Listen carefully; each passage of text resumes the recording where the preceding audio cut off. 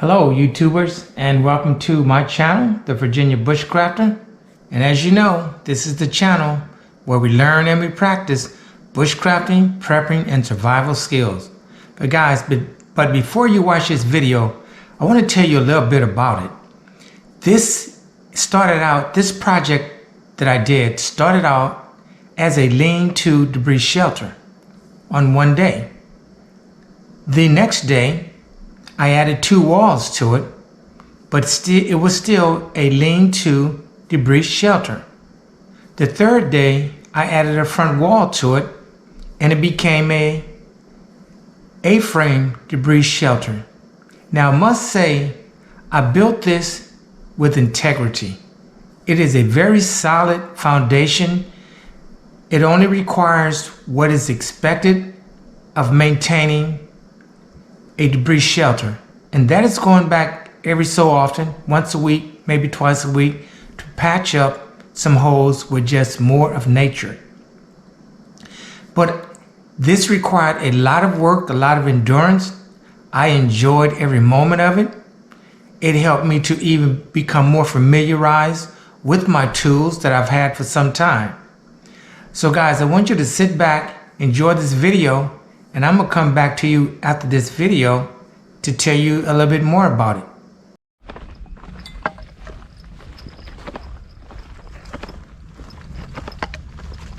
Good morning, everyone.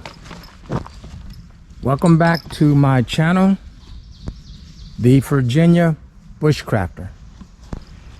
And if this is your first time here, the motto of this channel is learn and practice bushcrafting, prepping, and survival skills. So guys, I am headed into the bush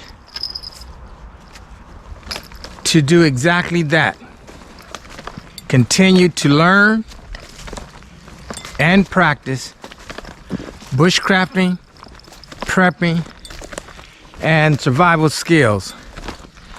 So it's a brisk morning. We did get a lot of rain in my area yesterday, so I'm expecting wetness. As you can see, total wetness.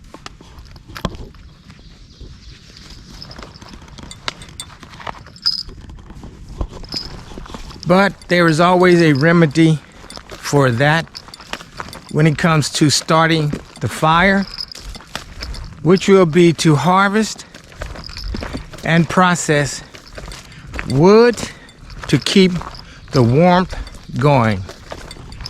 So guys, I'm going to trek on down to my location, and I will see you there.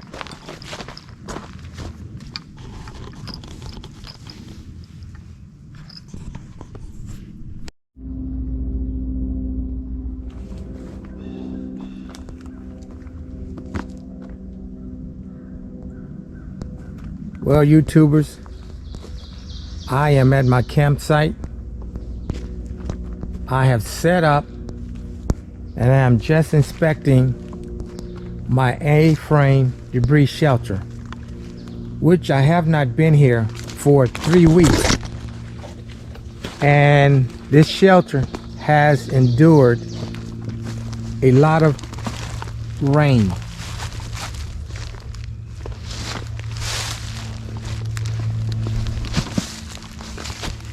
As you can see from this opening and the back side of it is still intact. I don't think there would be much work that I will have to do to it, but I'm going to say this is a solid structure. So guys, this is what I mean when I say learn and practice. Again, an A-frame debris shelter which is constructed for long term. Now, even after I have visited this site for a few times, if I ever wanted to come here and it was deteriorated, there is a lot of wood that has already been harvested. So my next task is to simply harvest wood for fire. This is going to be part of it.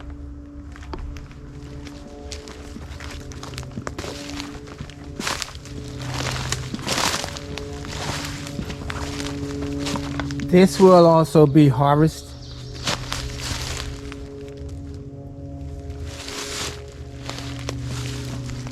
And there's still a fair amount of dead standing wood. For example, in this area. So I am going to get busy and start to harvest wood.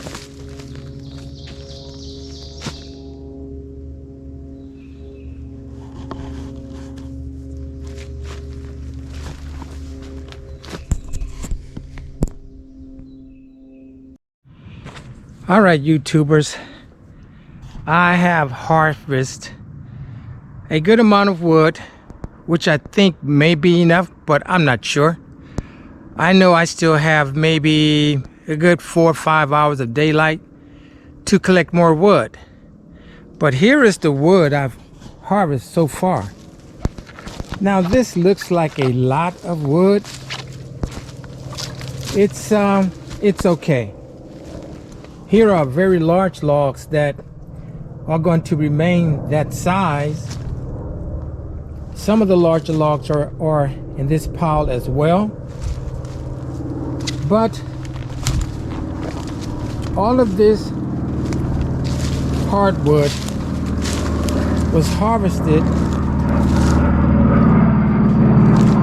Let's let the plane go by.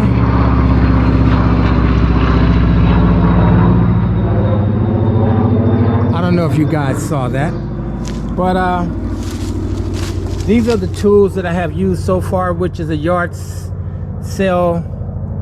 I guess it's a machete. The blade is larger than 10 inches, along with a S-Wing Sportsman hatchet and a Fiskar D-ring saw. These are the tools I've used so far. So what I'm getting ready to do is use this stump and process this wood into manageable pieces. So, are you ready? Let's get started.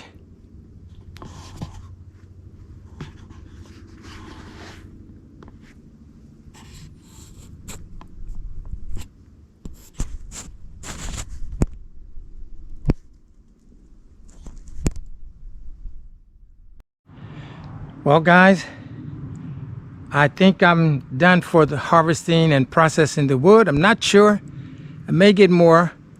But first of all, this is my pit. And I think what I'm going to do this time is fill the bottom with conifers, because all of this is nothing but wet. So I got, this is, I guess it's going to be used as some kindling. And this pile is my fuel. And I do have some wood that is dry that I'm going to make into kindling, some feather sticks, or just split it to get my fire started. But this is the inside of the A-frame debris shelter. Its integrity is pretty good. I'm just going to fill some of the holes here that is from the weather. As you can see, there's one here, right in there. As I said, you know, this debris shelter will need maintenance. I have not been here in 3 weeks. So I've been here a good, I don't know, maybe 4 or 5 hours, and it's been constant work. And this is the process. If you are going to go out into the bush and stay for any length of time, you're going to spend a lot of time harvesting and processing wood, sawing the wood, using a hatchet, making a fire pit, eating, drinking every now and then. Of course, that's Gatorade and protein shake, just to keep the hunger pains away until you make dinner. But what I'm going to do right now is go ahead and try something. I'm going to fill this bottle with conifers. I'm going to plug in some holes here, and then I'm going to go and harvest more wood. You can never have enough fuel.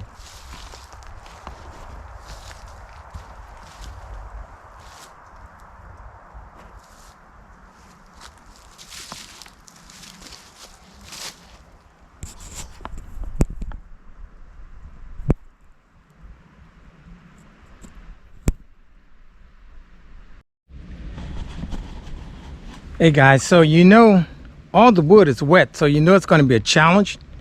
But let me show you the score I just made with fat wood.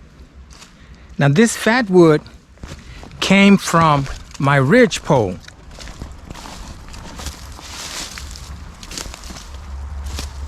Here I removed fat wood.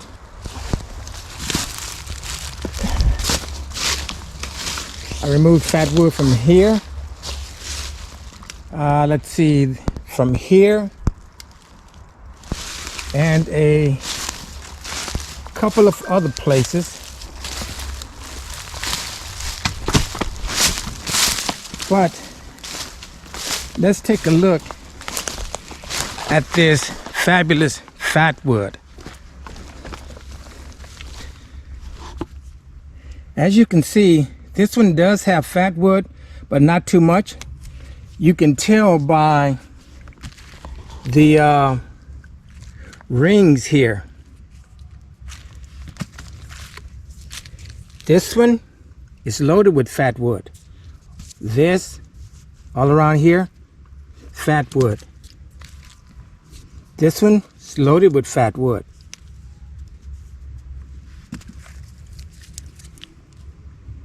Fat wood here. There you can see the fat wood.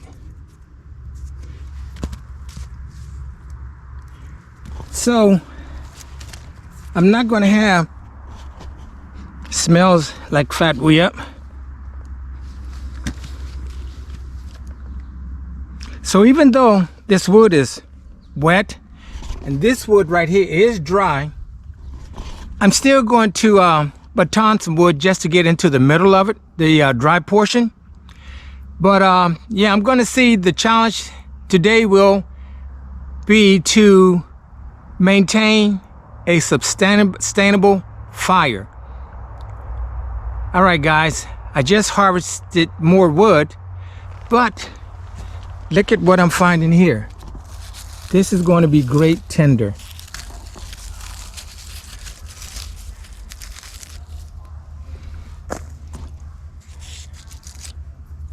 I'm going to go and search for more wood that can be tinder, but I do have my do-it-yourself tinder as well. But it's a lot more fun. It's a lot more fun using all of nature. All right, so let's go get some. Let's go harvest some more wood. Can never have enough wood for a night.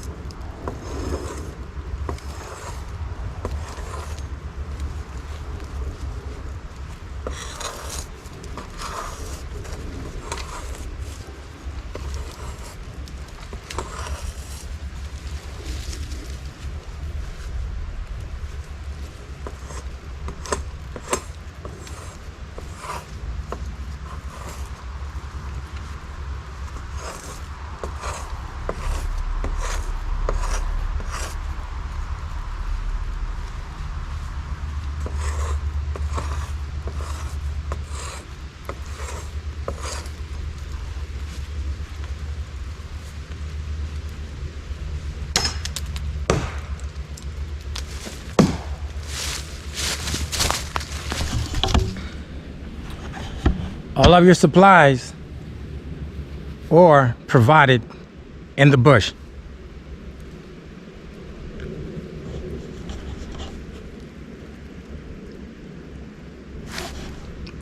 This will be my tinder bundle.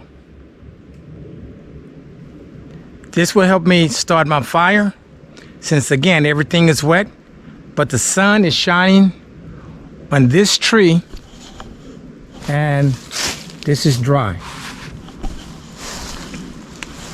All right, I'm gonna get more for a tinder bundle.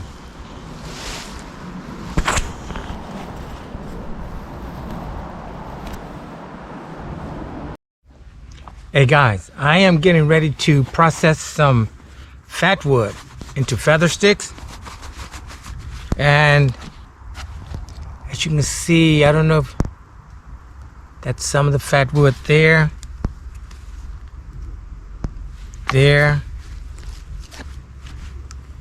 Not much there, but let me put you in focus and start this process.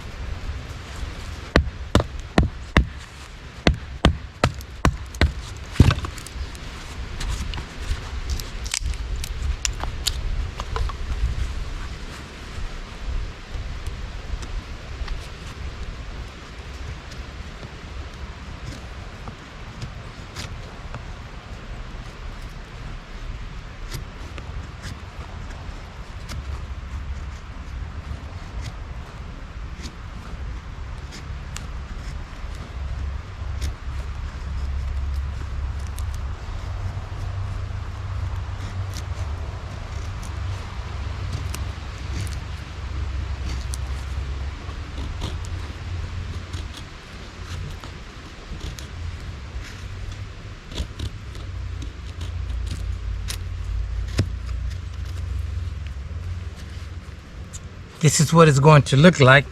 Have quite a bit to go.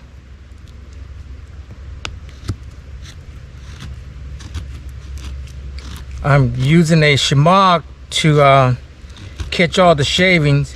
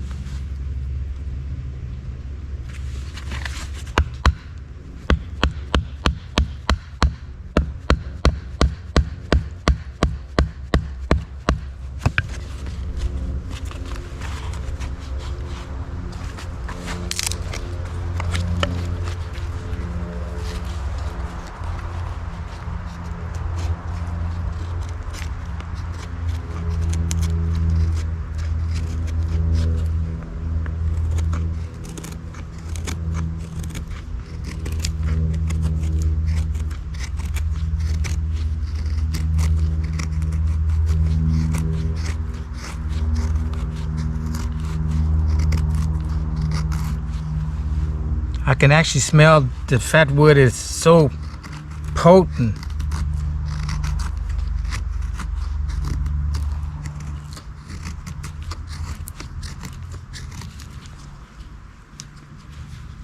All right, guys, I'm gonna do a lot more of these, and then we're gonna start it to fire. Hey guys, okay, I have my tinder bundle here, and I know that this wood is still somewhat damp, but I'm gonna try something with flint and steel. Again, I'm trying this because this is learn and practice. So flint and steel, let's see how it works out.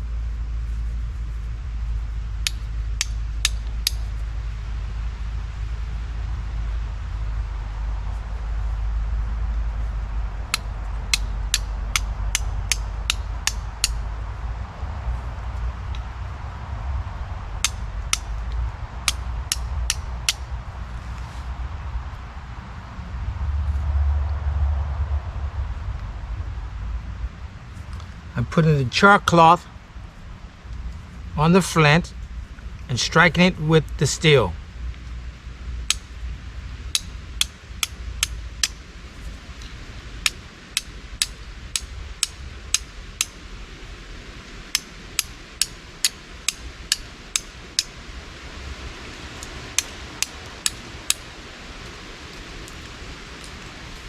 What I'm going to do is put the flint, the char cloth, in here and strike downward.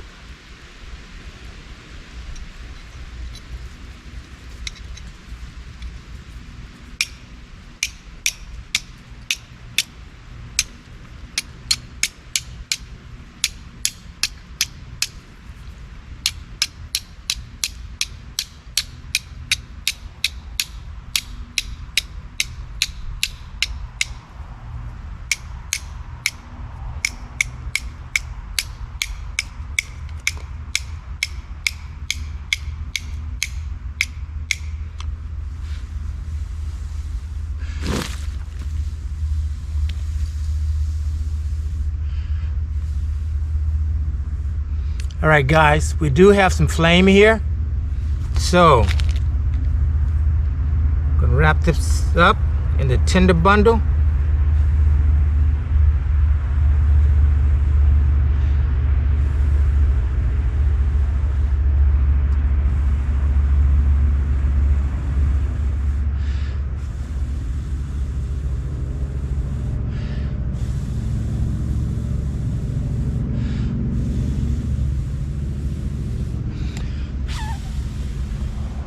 There we have our fire.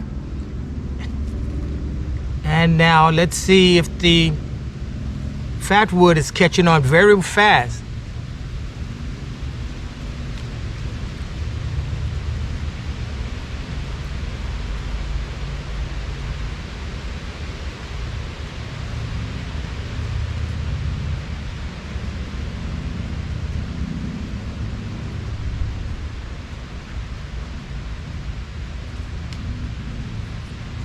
Fat wood is catching on great, and I'm going to add these fat wood chips in here.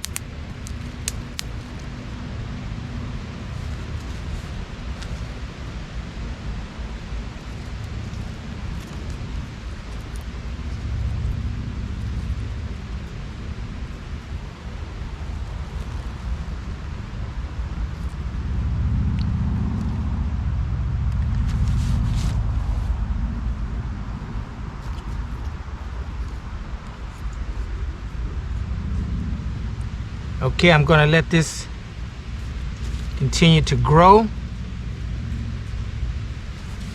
But this goes, guys, this is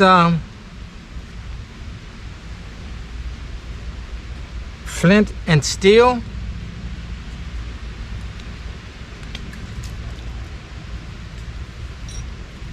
Let me get you in focus. That is the fire that is going.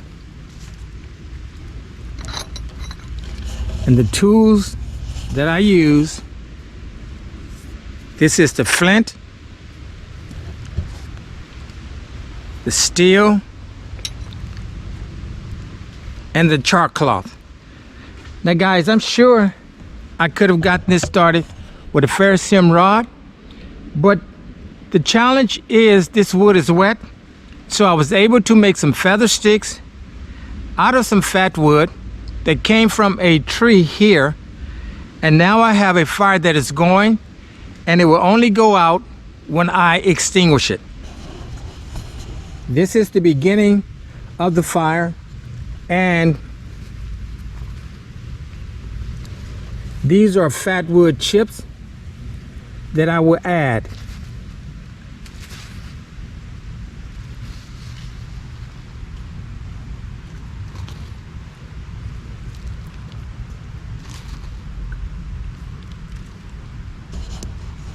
And here is more tinder, somewhat damp, but it is, a lot of it is fat wood. So this fire is going to become a sustainable fire. And the next chore is to get something to eat.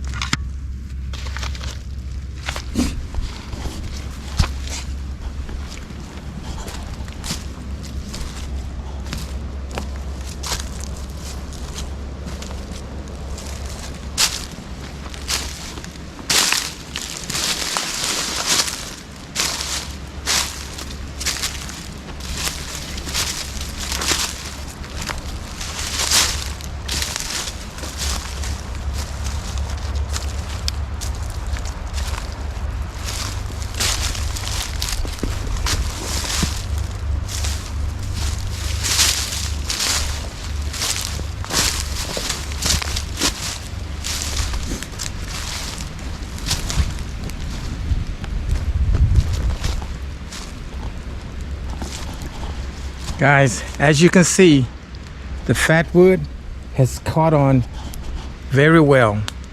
And I am just boiling 2 cups of water that will go into some rice.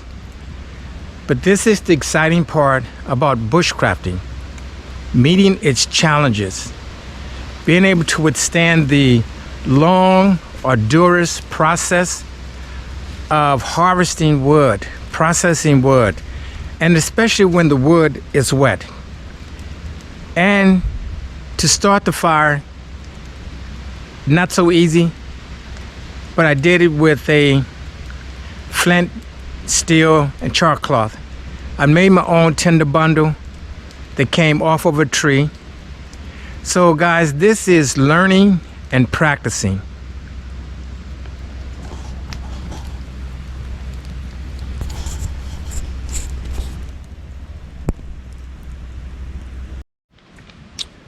Well guys, it's eating time, and there is the fire, And here is the meal that I am about to chomp on. Spanish rice. Spanish rice with Gatorade. And then I would probably have some ramen noodles. Along with a lot of goodies. All right, guys, this has been fun. Just waiting for it to get dark for the second half. Alrighty.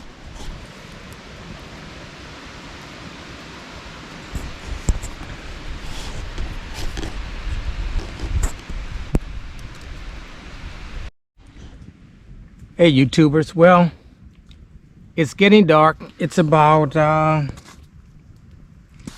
8 o'clock Eastern Standard Time, so there's not much more I'm going to do other than just chill out. But the fire's going, have plenty of wood for the night. I can tell the temperature is dropping somewhat. But guys, this again is just learning and practicing. I used my hatchet to the fullest today. I've never used it that much, and it worked perfectly. And I also used a very large knife that worked very well. But it's just a matter of getting out and seeing what you can do with your equipment. But as we know, the most important thing is your shelter, the clothes that you have on you, and the shelter that you build, whether it is with a tarp or a tent or debris style. You want to make sure you have ample water. This is just one of the canteens I have. I have another 32 ounce and two 28 ounces. I do have sufficient food, and I do have what is required, the fire. So I'm just going to chill out for a little while, and then I'm going to tune you guys back in.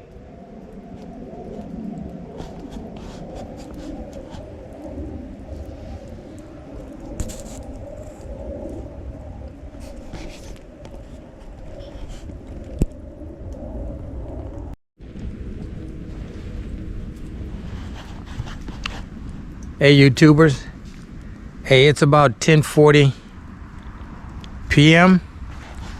and I'm just enjoying the fire. As you can see, it's very, very dark, of course. And as precautions, I have a light here, a hanging light here.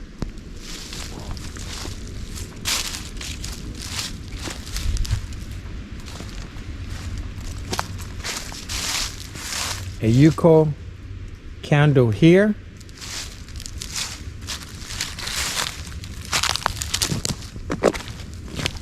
Two piles of wood.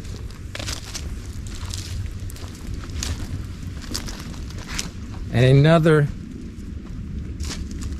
hanging light here. As well as 3 solar packed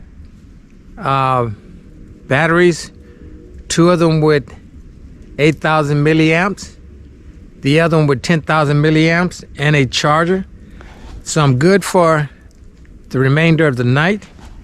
So I am just going to enjoy the fire and the serenity of the fire.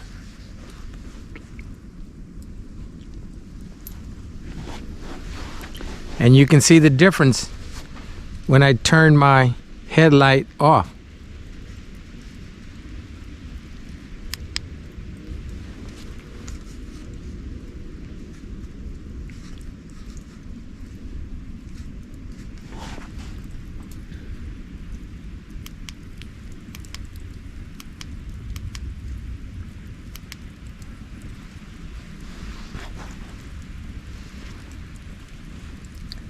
So I'm going to come back to you guys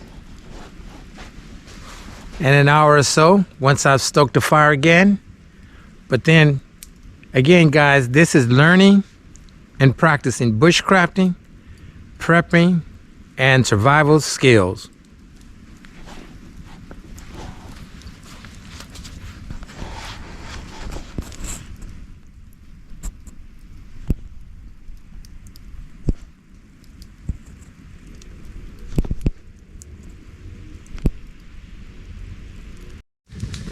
Well, guys, it's 1:45 a.m. and I just stoked the fire again.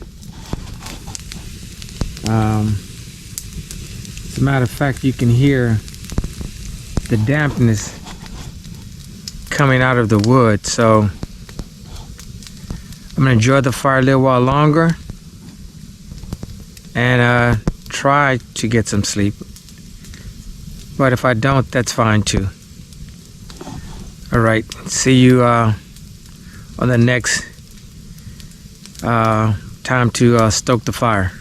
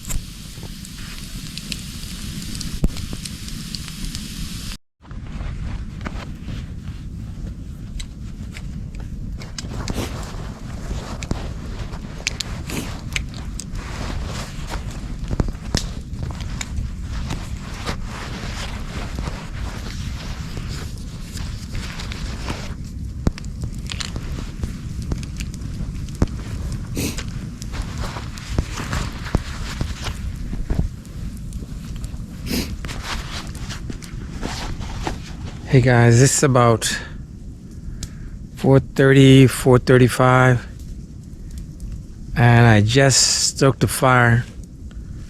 Probably for the last time, I'm not sure. I still have wood left over that I'm gonna burn, but I threw as much as I could in here to get a quick chill removed. But it's been it's very strange sleeping in an A-frame debris shelter. First of all, it's your clothes.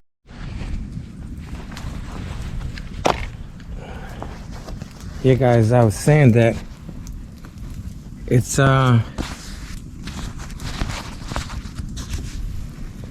kind of strange sleeping in a debris shelter because it gets somewhat. I'm not really claustrophobic, but just being in such a tight spot and then waking up so often to feed the fire, but that's part of it. So, but I have a little bit more wood left. I'll burn that before I leave, have some coffee, and I'll see you at coffee time.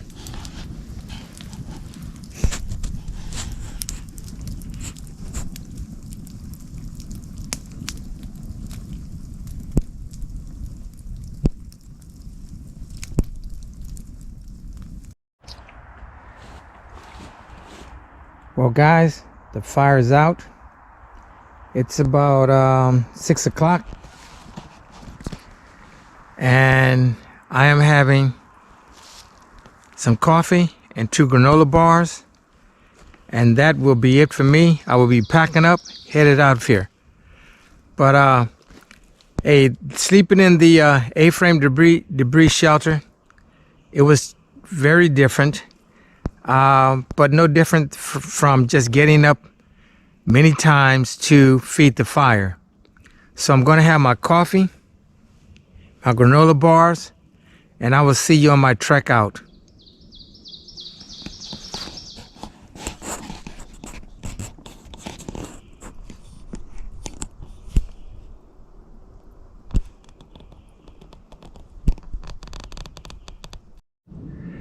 Okay, YouTubers, I have packed, cleaned my site, and I am headed out of the bush. Thank you for coming and joining me for this experience. It was a lot of fun. It was some hard work, some effort put forth, but it was a learning experience. So just remember, guys, like father and son, mother and daughter, human and nature, we're all akin in some form or fashion. So get out in the bush and have some fun. This is the Virginia Bushcrafter. Like, comment, share, and subscribe. And I will see you on the next video. Thank you. All right, guys, I hope you enjoyed that video. But I just wanted to mention some things that I've learned and that I would do differently next time. Now, I am used to sleeping out in a lean-to tarp debris shelter and having a fire that is 3 feet away from me. I stay very warm that way. Well, in the A-frame debris shelter, I had the fire a little further away. I'm going to say maybe 7 or 8 feet. From 3 to 7 or 8 feet, it made a big difference. But I put it at that distance because of safety reasons. The A-frame debris shelter is made of all natural leaves, sticks, twigs, and so forth. And I did not want to take a chance of an ember hitting the leaves. Even though they were wet, I wanted to take a precaution. So I did not spend as much time as I would have liked actually sleeping in the A-frame debris shelter, because I was up sometimes twice every hour feeding the fire because the fire was at a greater distance. So that is one thing I have learned, is that even though I had a bivy bag or bivy sack, and when I'm near the fire, it was not needed. The temperature went down to maybe 30 degrees, but near the fire, I was very, very warm. Once leaving the fire, getting back into the debris hut, I was warm, but I could immediately feel the temperature drop again from not being close to the fire. The next thing that I would do differently, I will make it larger. Now, sleeping in a closed quarters like that, it does take some getting used to. Yes, I was totally off the ground. I had at least a 1/4 inch bedroll And the ground was wet, but I never felt any coldness. It was just getting used to getting into a small quarters and getting out of a small quarters very frequently. So what I've learned and what I will do and improve upon is making a larger A-frame debris shelter and placing the fire at a different location. Now again, like I said, the fire was further away. I did not want embers to get onto the shelter itself. Plus there were trees that were very, very close to the shelter, and there just wasn't enough room. So I'm looking forward to doing that again. I'm going to continue going to that site with the A-frame debris shelter. I'm going to utilize it, but this is one of the reasons I continuously say this channel is about learning and practice, and what I've learned is that placement of the fire when you are in an enclosed shelter and the size of the shelter. You really can't compare being in something that's maybe 3 feet tall compared to a lean-to that's above your head. So guys, I enjoyed it. It was fun. It was rewarding. I'm looking forward to doing it again, but even better. Thank you guys for taking some time out of your day to come to my channel and check out the Virginia Bushcrafter. Like, comment, share, and subscribe. I will see you on the next video.